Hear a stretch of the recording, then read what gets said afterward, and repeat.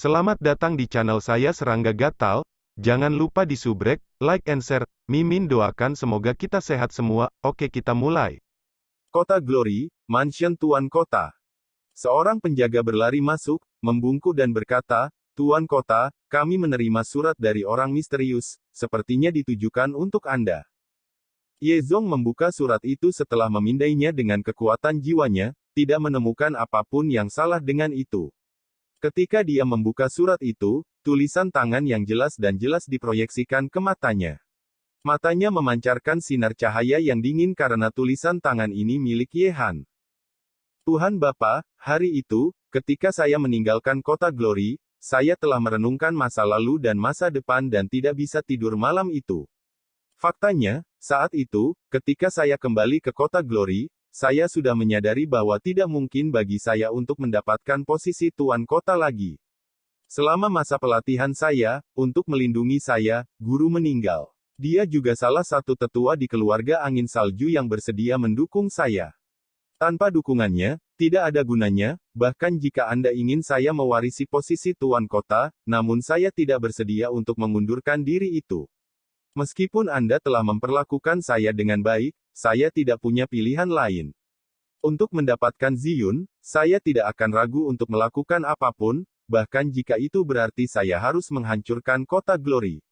Dari saat Anda membawa saya ke mansion Tuan Kota, dan saat pertama saya melihatnya. Meskipun aku gagal membunuhmu, setelah aku tiba di Dark Guild, aku telah menemukan dunia baru, Nether Realm. Ternyata kekuatan paling kuat di sini bukanlah Guild Kegelapan. Raja Iblis dari Guild Kegelapan juga tidak begitu tangguh. Ada banyak keluarga di sini yang memiliki ahli peringkat demigod. Ayah angkat, apakah kamu tahu apa peringkat demigod? Mereka adalah ahli puncak yang menggunakan kekuatan hukum yang tidak ada habisnya, eksistensi yang kedua setelah dewa spiritual. Saya telah ditempatkan di posisi penting oleh keluarga Wu Gui. Keluarga Wu Gui juga menunjukkan minat yang besar terhadap kota Glory. Jika ayah angkat bersedia tunduk, Anda pasti bisa menjadi eksistensi kedua setelah patriark. Dengan kota kecil seperti kota Glory, mengapa Anda tidak menyerah saja? Pada saat itu, ayah angkat bahkan mungkin bisa masuk ke alam demigod. Jika Anda tidak setuju, maka para ahli dari keluarga Wu Gui akan turun ke kota Glory dan akan mengubahnya menjadi gurun tandus. Saya harap ayah angkat mempertimbangkan ini dengan hati-hati. Melihat surat ini, Ye Zong memukul meja dengan pembuluh darah di lengannya keluar dan kedua matanya merah. Setelah dikhianati oleh orang yang paling dia percayai, sulit untuk menanggung sisa rasa. Rasanya seperti pisau tanpa ampun menikam hatinya, terutama ketika dia melihat Ye Han sebagai anaknya sendiri. Dia tidak pernah berpikir bahwa Ye Han akan berdarah dingin. Dengan kecerdasan Ye Zong, dia menemukan bahwa keluarga Wu Gui ini mungkin terpikat oleh Ye Han. Ye Han bahkan lebih jahat daripada Guild Kegelapan yang ingin menduduki kota Glory untuk diri mereka sendiri. Berpikir bahwa kota Glory akan segera menghadapi bahaya, hati Ye Zong terasa seperti disayat oleh pisau.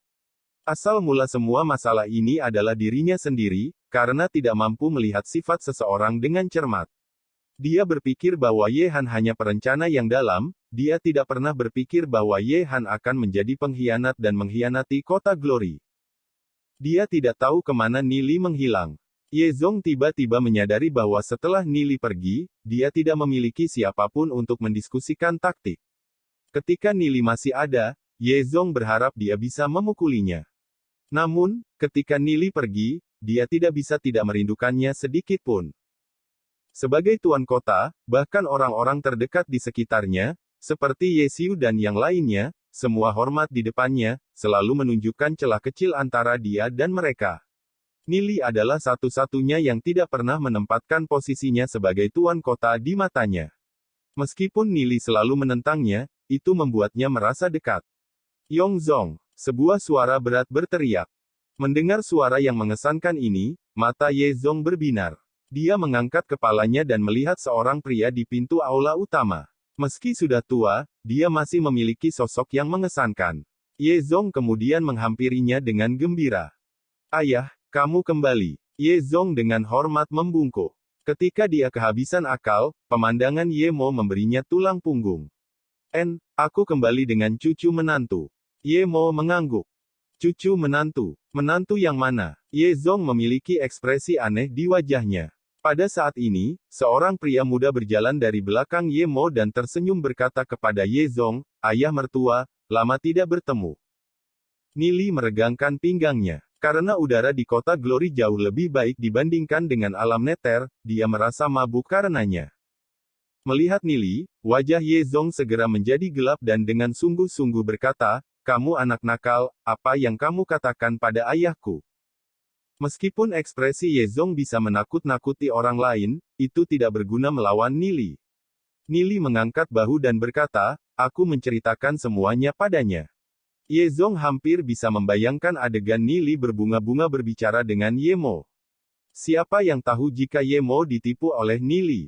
Wajah Ye Zong segera menjadi tegas dan baru saja akan menegur Nili, namun, Ye Mo mendengus dan berkata dengan suara serius, "Ye Zong, keluarga yang damai akan makmur. Sikap seperti apa yang kamu tunjukkan dengan memasang wajah panjang sepanjang hari terhadap anggota keluarga?" Sikap Ye Mo yang mengesankan langsung membuat Ye Zong ketakutan, membuat hatinya bergetar. Lagi pula, orang yang paling ditakuti Ye Zong, sejak dia kecil, adalah Ye Mo. Meskipun dia sudah menjadi ahli peringkat legenda, rasa takut yang menembus jauh ke dalam tulang tidak mudah untuk dihilangkan. "Ya, ayah." Ye Zong tidak berani berdebat dengan Ye Mo dan segera menjawab sambil dengan hormat berdiri di sampingnya. Nili menemukan bahwa di dunia ini, yang satu menaklukkan yang lain. Meskipun dia seorang penguasa kota, Ye Zong masih takut pada Ye Mo. Lain kali, ketika dia menghadapi Ye Zong, dia akan memiliki pendukung. Melihat sikap Ye Zong yang gemetar ketakutan, Ye Mo terbatuk-batuk dan berkata, "Saya cukup puas dengan cucu menantu yang Anda pilih. Dia memiliki bakat dan pengetahuan yang luar biasa. Meskipun keluarga tanda surgawi hanyalah keluarga aristokrat, keluarga angin salju saya seharusnya tidak peduli dengan pandangan orang bodoh. Selanjutnya, cucu menantu telah mengajari saya bagaimana memahami kekuatan hukum." Ye Mo melirik Nili, merasa sangat menghargainya. Ye Zong membuka mulutnya, ingin mengatakan sesuatu, tetapi hanya menganggukkan kepalanya di akhir, "Iya." Dia tidak tahu ramuan mempesona macam apa yang Nili berikan kepada Ye Mo sehingga dia berpikir begitu tinggi tentang Nili. Karena ini sudah terjadi, tidak ada yang bisa dia lakukan untuk mengubahnya. Mengenai kekuatan hukum, Ye Zong tahu satu atau dua hal tentang itu. Namun, Ye Zong ingin tahu tentang bagaimana Nili mengajari Ye Mo untuk memahami kekuatan hukum. Mungkinkah Nili mulai mengolah kekuatan hukum sejak dia kecil? Memikirkannya seperti ini, semuanya masuk akal. Jika dia tidak mengembangkan kekuatan hukum, bagaimana kekuatan Nili bisa tumbuh begitu cepat? Apa yang Ye Zong tidak tahu adalah bahwa kekuatan Nili tidak memiliki hubungan utama dengan kekuatan hukum. Ye Mo menatap Ye Zong dan dengan dingin berkata, "Aku belum terlalu puas denganmu, sejak kamu kecil. Meskipun Anda memiliki bakat luar biasa, Anda selalu sangat tidak fleksibel dalam menangani berbagai hal.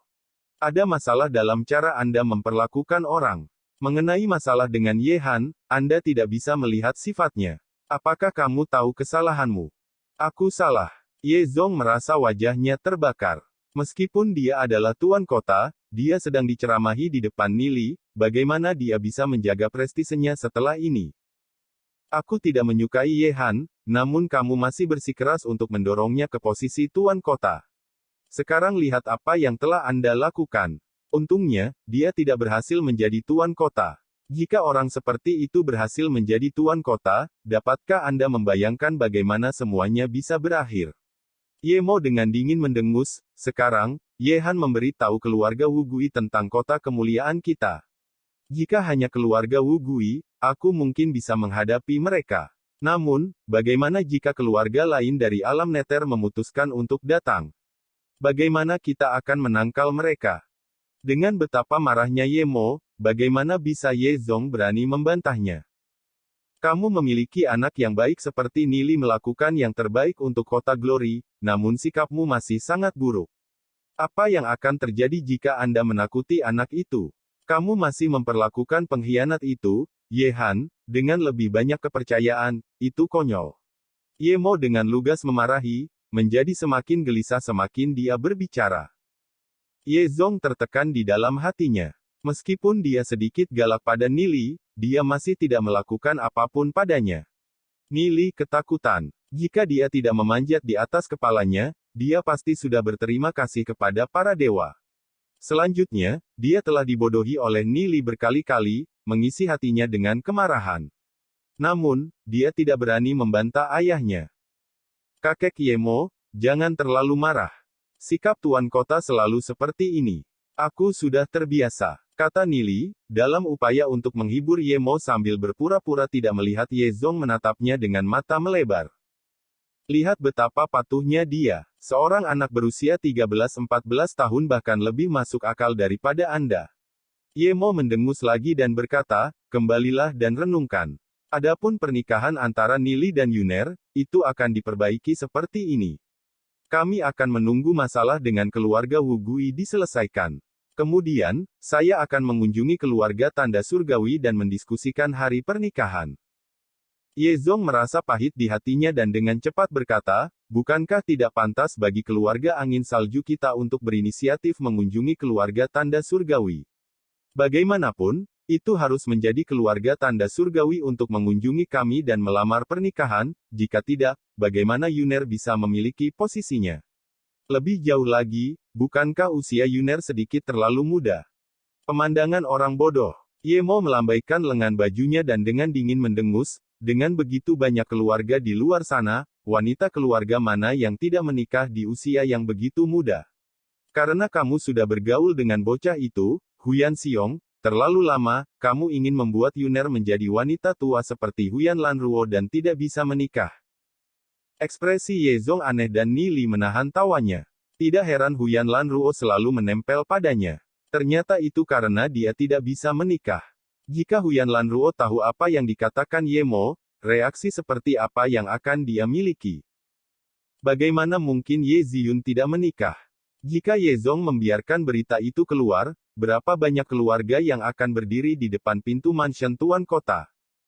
Ya, Ye Zong dengan hormat menjawab. Awalnya, dia berencana untuk menekan Nili sedikit untuk membuatnya lebih berperilaku baik. Pada akhirnya, ketika ayahnya kembali, dia tiba-tiba menyadari bahwa dialah yang berada di pihak yang lebih lemah. Karena Yemo telah menyetujui pernikahan ini, siapa yang masih akan menentangnya? Nili segera berkata dengan tulus, kakek Yemo, tentang masalah melamar pernikahan, secara alami harus dimulai dari pihak keluarga Tanda Surgawiku. Setelah masalah ini selesai, saya akan meminta patriark dan ayah saya datang kepada Anda secara pribadi.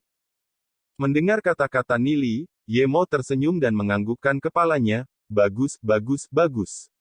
Adapun hadiah pertunangan, apapun akan dilakukan. Mansion tuan kota tidak kekurangan barang apapun. Yemo menyapu matanya ke arah Ye Zong. Di depan ayahnya, bagaimana bisa Ye Zong membantah sesuatu? Adapun masalah dengan keluarga Wu Gui, kita harus menemukan beberapa metode untuk menangani mereka secepat mungkin. Tapi pertama-tama, aku akan pergi melihat Yuner. Setelah melihat sikap hormat Ye Zong, Yemo tidak lagi tertarik untuk menceramahinya. Setelah akhirnya kembali setelah sekian lama, dia harus mengunjungi cucu kesayangannya terlebih dahulu, lalu segera memulai pelatihan pengasingannya. Ye Zong menatap Nili, Nili, kamu tetap di sini. Ada beberapa hal yang ingin saya diskusikan dengan Anda. Melihat kemarahan di mata Ye Zong, Nili merasa sedikit kesemutan di hatinya dan berkata, saya juga belum kembali untuk beberapa waktu, saya akan mengunjungi Ziyun dulu. Yemo merenung dan berkata, Nili, kamu tetap di belakang. Jika Ye Zong berani melakukan sesuatu padamu, datang dan beritahu kakek dan aku akan memberinya pelajaran. Ya, Nili hanya bisa menganggukkan kepalanya. Karena orang tua Yemo telah berbicara, dia harus tetap di sini. Yemo meninggalkan tempat itu, meninggalkan Ye Zong dengan Nili. Ye Zong mendengus dan berkata, kamu cukup mengesankan. Sekarang Anda memiliki seseorang yang mendukung Anda, bahkan saya tidak dapat menguliahi Anda lagi, bukan? Ayah mertua berhak untuk kuliah, kata Nili sambil tertawa. Ye Zong bisa menakut-nakuti orang lain, tapi bukan dia. Setelah tersedak oleh kata-kata Nili, Ye Zong merasa lebih tertekan. Dia benar-benar tidak bisa berbuat apa-apa untuk Nili. Dia berkata dengan suara serius, masalah ini telah berlalu, mintalah keluarga tanda surgawi Anda mengirim hadiah pertunangan. Anda akan bertunangan, tetapi hanya akan menikah ketika Anda berdua telah berusia 16 tahun. Jika Anda berani mengambil tindakan yang tidak pantas sebelum itu, saya akan berurusan dengan Anda. Bahkan ayahnya setuju, oleh karena itu, Yezong hanya bisa mengizinkan pernikahan tetapi membatasi Nili dengan cara lain. Tentu saja, bahkan jika Yezong tidak menyebutkannya, Nili akan mengaturnya dengan cara yang sama. Yezong merasa sedikit tidak berdaya. Dia mengerti bahwa ancamannya sama sekali tidak berguna terhadap Nili, tapi yang bisa dia lakukan hanyalah mengeluarkan kata-katanya.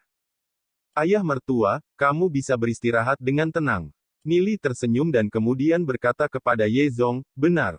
Baru-baru ini, saya menemukan beberapa trik untuk memahami kekuatan hukum. Sekarang ayah mertua telah mencapai peringkat legenda, Anda dapat mulai memahami kekuatan hukum. Nili sekali lagi menggunakan serangan peluru perak. Yezong ragu-ragu menjawab. Nili akan selalu menawarkan segala macam manfaat dan sayangnya, manfaat selalu sesuatu yang tidak bisa dia tolak.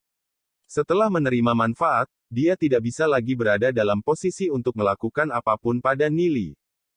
Ekspresi Yezong menjadi lebih lembut dan berkata, Yehan mengirim seseorang untuk mengirimiku surat, lihatlah. Nili mengambil surat dari Yezong, dan matanya bersinar dengan cahaya dingin.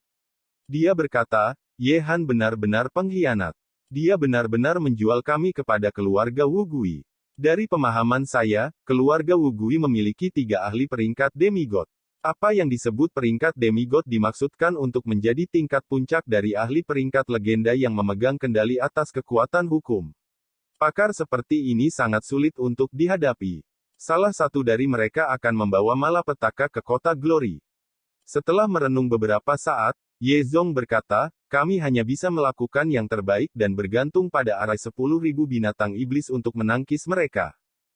Pangkat demigod adalah eksistensi yang bahkan lebih kuat dari Raja Iblis. Bahkan keluarga angin salju mungkin tidak bisa menghadapi mereka. Kekuatan kota Glory masih terlalu lemah. Sekarang kita terkena taring keluarga Wu Gui, masalah di masa depan mungkin tidak ada habisnya. Nili merenung sebentar dan berkata, untuk sampai ke sini dari alam neter, mereka akan membutuhkan setidaknya puluhan hari. Jika tentara datang, mereka akan membutuhkan setidaknya 1 bulan atau lebih. Kami akan mencoba mengulur waktu. Dalam waktu beberapa bulan, kami mungkin memiliki solusi untuk berurusan dengan keluarga Wu Gui. Ketika anggota keluarga Wu Gui datang ke sini, kami akan menghentikan mereka. Semakin lama, semakin baik. Siapa yang tahu jika Lord Yemo dapat memahami kekuatan hukum dalam waktu singkat ini dan mencapai peringkat demigod. Jika dia melakukannya, kita akan memiliki modal untuk berurusan dengan keluarga Wu Gui. Selanjutnya, kita harus melakukan yang terbaik untuk meningkatkan kekuatan kita. Pertama, biarkan keluarga Wu Gui berpikir bahwa mereka memiliki kemampuan untuk memakan kita. Jika tidak, jika keluarga Wu Gui berhubungan dengan keluarga lain dan mereka membentuk aliansi, kita akan menderita tekanan yang lebih tinggi. Nili berpikir sejenak dan berkata, untungnya, hanya akan ada puluhan ahli peringkat legenda yang datang, bukan siapapun dari peringkat demigod. Alis Yezong berkedut setelah memikirkannya sebentar dan berkata, jika hanya puluhan ahli peringkat legenda, arai 10.000 binatang iblis seharusnya cukup untuk menghadapi mereka. Kekuatan sangat penting dalam pertempuran antara ahli peringkat legenda atau bahkan ahli peringkat demigod. Strategi-strategi ini hanyalah metode mengulur-ulur waktu. Para ahli keluarga Wu Gui pasti akan terus mengejar mereka. Setelah Nili memberitahu Yezong metode untuk memahami kekuatan hukum, dia juga mengikuti pelatihan pengasingan untuk berkultivasi dengan panik. Perasaan mendesak yang intens muncul di hati semua orang. Selain keluarga Wu Gui, kemungkinan besar kota Glory akan menghadapi kekuatan yang lebih kuat di masa depan. Pasukan pertama yang dikirim oleh keluarga Wu Gui mungkin akan tiba sekitar 10 hari atau lebih. Yemo sudah mengintai kekuatan lawan. Mereka memiliki puluhan ahli peringkat legenda tetapi tidak ada satu pun dari peringkat demigod. Oleh karena itu, Ye Mo akan berusaha untuk berkultivasi ke peringkat demigod secepat mungkin. Dengan cara ini, mereka akan memiliki kemampuan untuk melawan keluarga Wu Gui. Nili dengan hati-hati menimbang kekuatan pihak lawan. Di sisinya, ada 5 ahli peringkat legenda. Dewi Yuyan, Duan Jian, Luo Ming dan keduanya dari keluarga Jade Seal. Jika dia termasuk Ye Mo dan Ye Zong, akan ada total 7. Dengan arai 10.000 binatang iblis, mereka seharusnya bisa melawan pasukan pertama keluarga Wu Gui. Namun, ini masih jauh dari cukup. Kecepatan kultivasi teknik Dewa Surgawi terlalu lambat. Nili tidak punya pilihan, selain memikirkan cara untuk meningkatkan kekuatannya sendiri. Tiba-tiba, sebuah ide muncul di hatinya. Benar, teknik melahap roh iblis.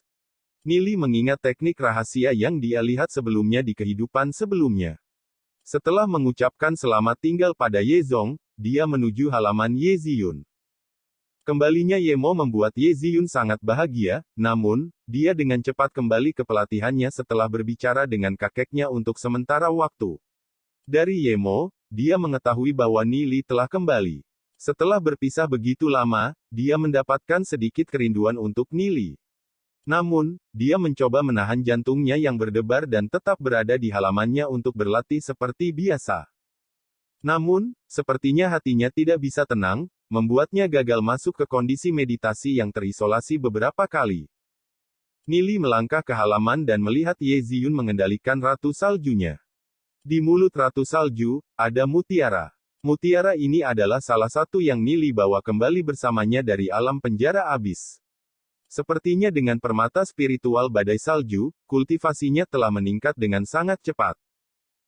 Ye Ziyun menutup kedua matanya dengan pipinya yang indah bersinar dengan kilau batu giok yang bersinar di bawah sinar cahaya badai salju, membuatnya tampak lebih suci dan mulia. Rambut ungunya tersampir di bahunya, memberinya aura yang lebih lamban. Dia mengenakan gaun sutra putih yang menguraikan sosoknya, tampil segar dan menawan. Sinar dingin bergerak dalam gerakan melingkar yang menerangi seluruh halaman seperti istana es yang indah. Untuk sesaat, Nili tersesat dalam keadaan linglung saat dia menatapnya. Betapa dia berharap dia bisa menatapnya dengan tenang tanpa ada yang mengganggu mereka. Ye Ziyun merasakan sesuatu dan menggerakkan matanya, tapi tidak membukanya. Nili berjalan ke sisi Ye Ziyun. Dia tahu bahwa dia sudah merasakan kedatangannya, tetapi tetap menutup matanya. Pikiran indah dari gadis ini membuat Nili tersenyum. Setelah waktu yang lama, karena Nili tidak membuat gerakan apapun, dia membuka matanya dan melihat dia menatapnya. Segera, wajahnya memerah karena mengingat sesuatu. Dia menatapnya dengan marah dan berkata, "Kamu pergi begitu lama, dunia luar pasti sangat menarik." "Iya, sangat menarik." Nili tersenyum. "Nili, lain kali kamu pergi dan tidak membawaku, aku tidak akan berbicara denganmu lagi." Ye Ziyun berkata dengan tidak senang. Setelah Nili pergi begitu lama, hatinya tanpa sadar merindukannya. Dia tidak bisa mengerti mengapa dia seperti ini. Setiap kali dia tidak dapat melihat Nili, dia akan mendapatkan kegelisahan yang tak terlukiskan di hatinya.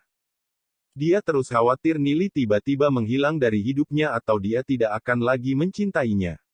Hatinya tidak bisa menahan perasaan cemas.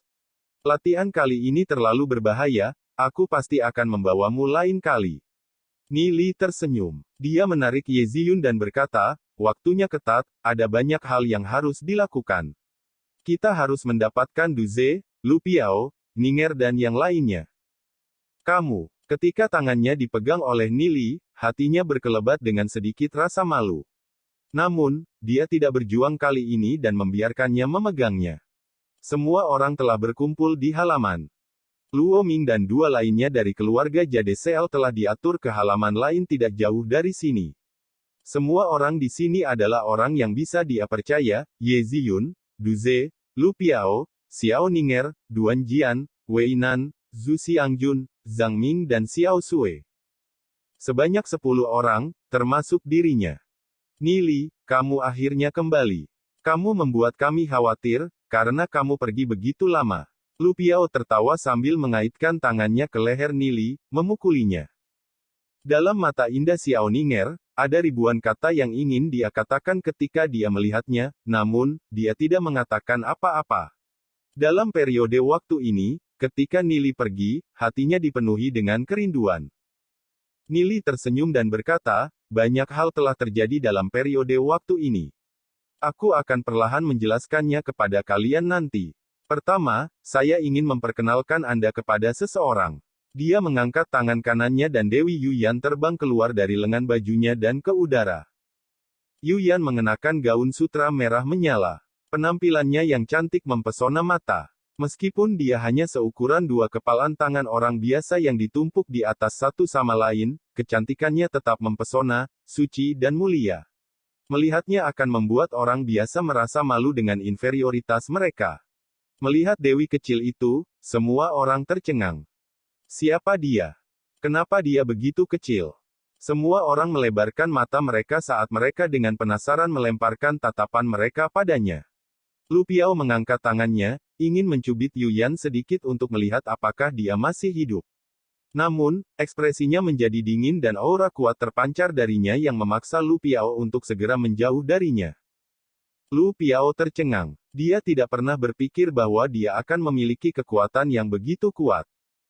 Namanya Yuyan. Nili menepuk bahu Lu Piao dan berkata, dia adalah dewa spiritual dari ras manusia kita dan telah hidup selama beberapa puluh ribu tahun. Dia ahli di atas peringkat legenda. Namun percikan ilahinya hancur dan tubuh surgawinya hancur.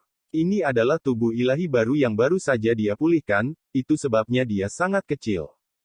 Dewa spiritual, di atas peringkat legenda. Mendengar kata-kata Nili, wajah Lu Piao berubah pucat pasi karena ketakutan. Dia hampir menodai seorang dewi. Untungnya, sang dewi bersikap lunak padanya dan hanya mengusirnya, jika tidak, dia bahkan tidak akan tahu bagaimana dia mati. Ye Ziyun, Xiao Ninger dan sisanya semua memiliki ekspresi menakjubkan di wajah mereka. Eksistensi yang telah hidup selama beberapa puluh ribu tahun dan berada di atas peringkat legenda. Meskipun percikan ilahinya hancur, dia masih merupakan eksistensi yang tidak akan bisa mereka capai. Bagaimana Nili bertemu Dewi Yuyan dan bagaimana dia berhasil membawanya kembali ke kota Glory. Mereka semua tidak bisa menahan perasaan sedikit penasaran. Senang bertemu denganmu, semuanya. Kamu bisa menjadi seperti Nili dan memanggilku Sister Yuyan mulai sekarang. Ekspresi Yuyan sangat lembut saat dia mendarat di bahu Nili. Setelah bersama Nili begitu lama, dia merasa sangat dekat dengannya, memperlakukannya seperti adik laki-lakinya. Mereka dapat memanggil seorang dewi yang telah hidup selama beberapa puluh ribu tahun sebagai saudara perempuan. Semua orang tidak bisa menahan rasa gugup di hati mereka saat mereka mengalihkan pandangan mereka ke Nili. Bagi yang ingin mensupport Mimin, Mimin sudah mencantumkan link sawerianya di deskripsi. Sekian dulu update-annya, tunggu lanjutannya di channel saya Serangga Gatal, di subscribe ya guys. Terima kasih.